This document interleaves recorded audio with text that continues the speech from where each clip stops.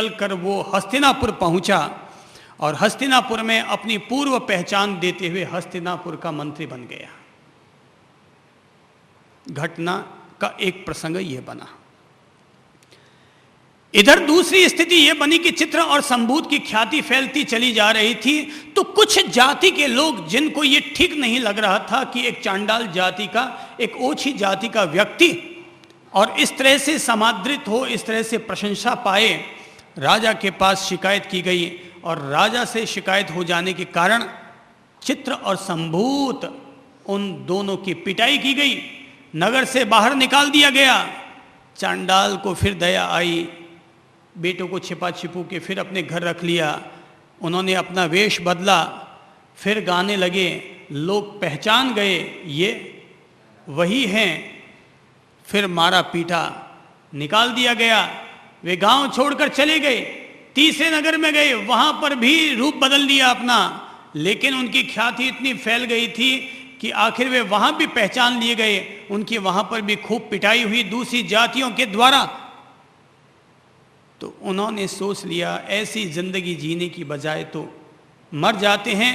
वे दोनों एक पहाड़ की चोटी पर चढ़े नीचे कूदने के लिए, मरने के लिए, कि जैसे वे पहाड़ी से कूदने लगे कि तभी उन्होंने देखा एक दिव्य संत उनके करीब आया, उनको गिरते हुए उठा लिया और कहा, ठहरो, आत्महत्या करना पाप है, ये अपराध तुम लोग क्यों कर रहे हो? उन्होंने अपनी सारी आप बीती बताई। मुनि ने कहा, अच्छा तो तुम लोग जातिवाद से पीड़ित हो, आओ मैं तुम्हें ऐसे रास्ते पर ले चलता हूं जिस रास्ते पर कोई जाति का मूल्य नहीं होता, जिस रास्ते पर इंसान के तप और त्याग का मूल्य हुआ करता है।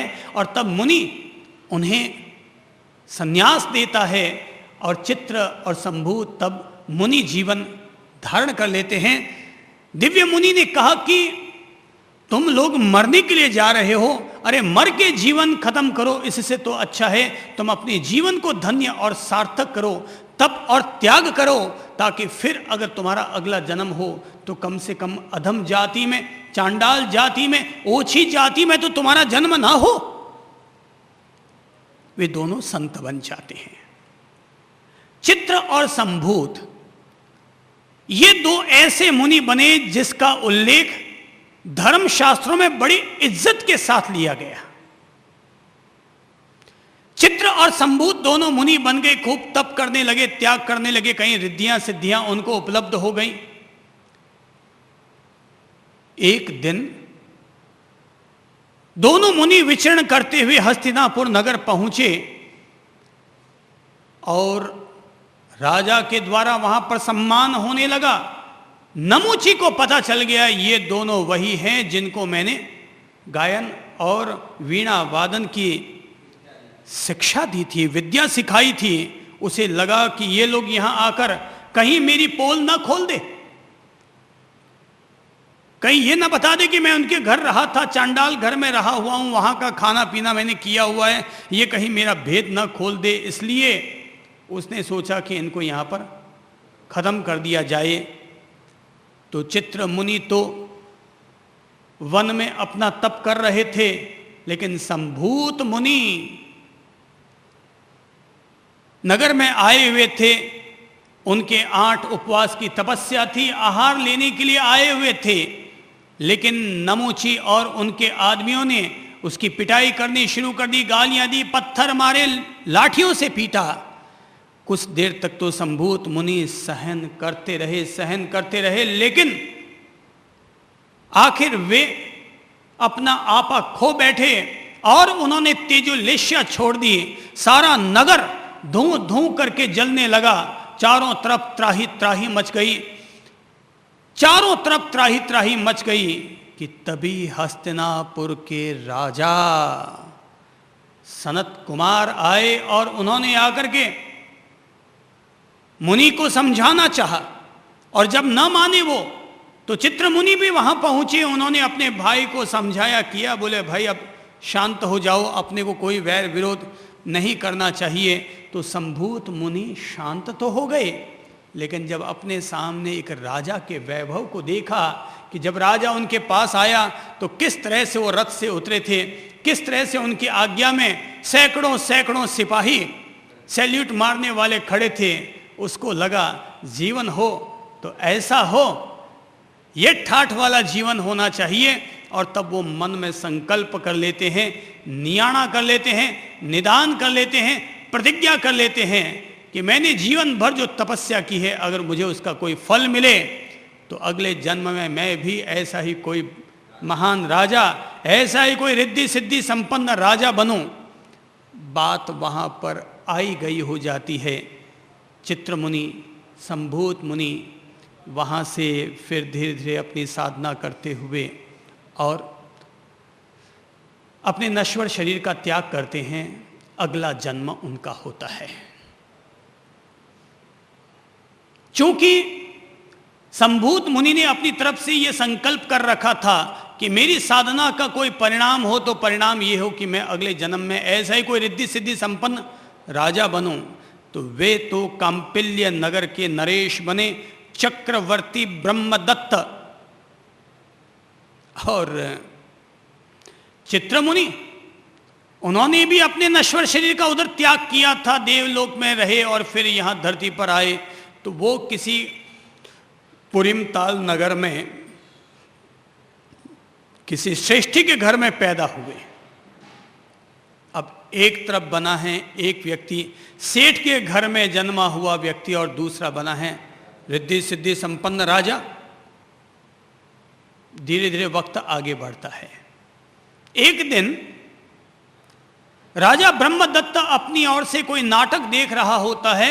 उस नाटक को देखते देखते वो चिंतन की ऐसी गहराई में चला जाता है कि उसको अपने पूर्व जन्म का स्मरण हो आता है और उसको लगता है वो पूर्व जन्म में संत था।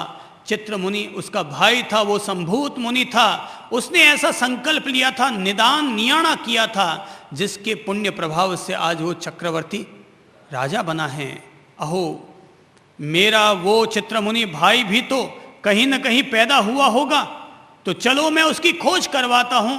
और खोज करवाने के लिए उसने एक श्लोक बना दिया, आधा श्लोक बनाया, जिसमें 7 जन्म पूर्व के लिखे हुए थे कि जो व्यक्ति इसका शेष आधा श्लोक पूरा कर दे वो व्यक्ति मेरे पास आए, मैं उसको आधा राज्य उपहार में दूंगा।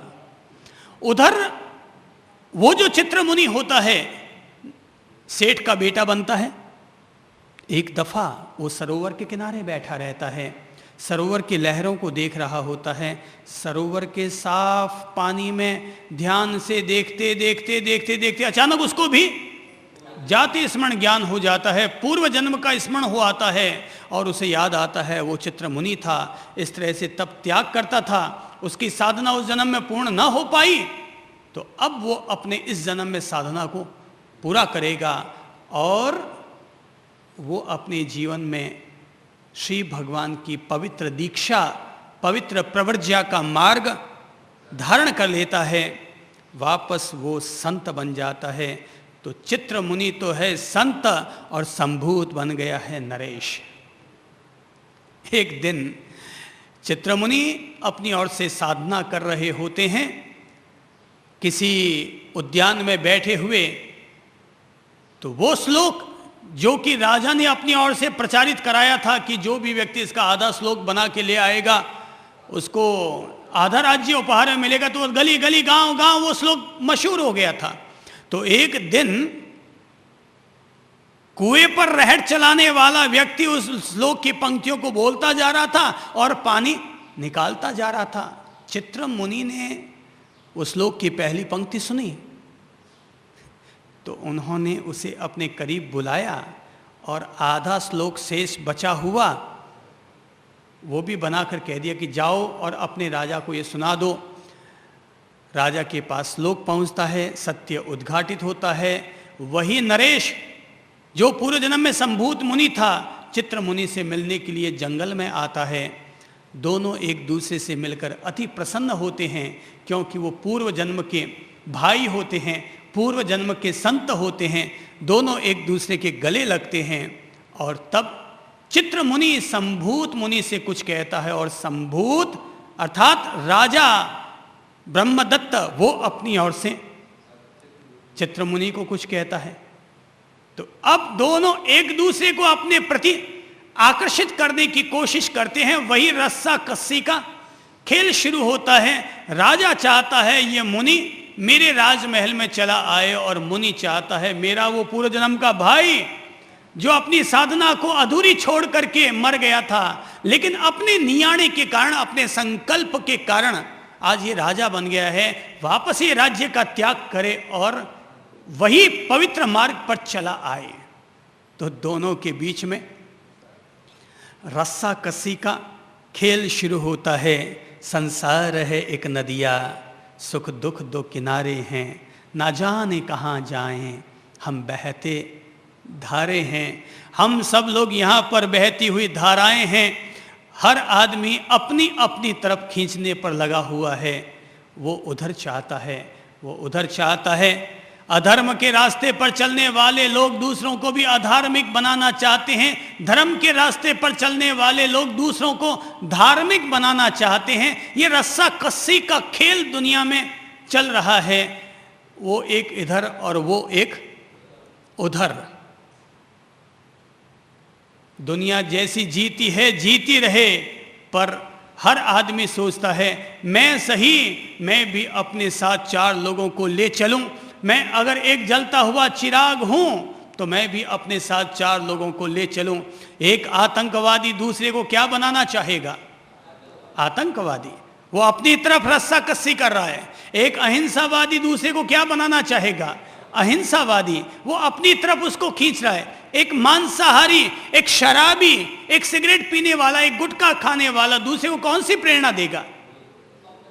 हैं? गुटखा खाने की, शराब पीने की। जो बहू अपने घर से टूट चुकी है, घर उसने अलग बसा लिया है, वो पड़ोसन को क्या सलाह देगी? तू भी तेरा घर अलग बसा ले। ये दुनिया एक खेल है। लगता है अपन उसको ठीक कर रहे हैं, वो उसको ठीक कर रहे हैं। ये दुनिया कुछ नहीं है। ये सारे रिश्ते जो कुछ है ना, ये कंचे खेलने की तरह है। वो उसको पीट रहा है, वो लगता है मैं जीत गया, वो लगता है कभी मैं हार गया। और ये यूं ही जिंदगी चलती है।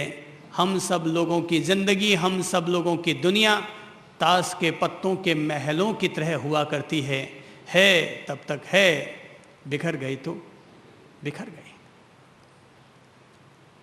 तो राजा न्योता देता है, आओ मुनि, इन त्याग व्याग में कुछ नहीं पड़ा है, तपस्या वपस्या में कुछ नहीं पड़ा है। सोचो, अरे तुम भी पूर्व जन्म में संत थे और मैं भी संत था।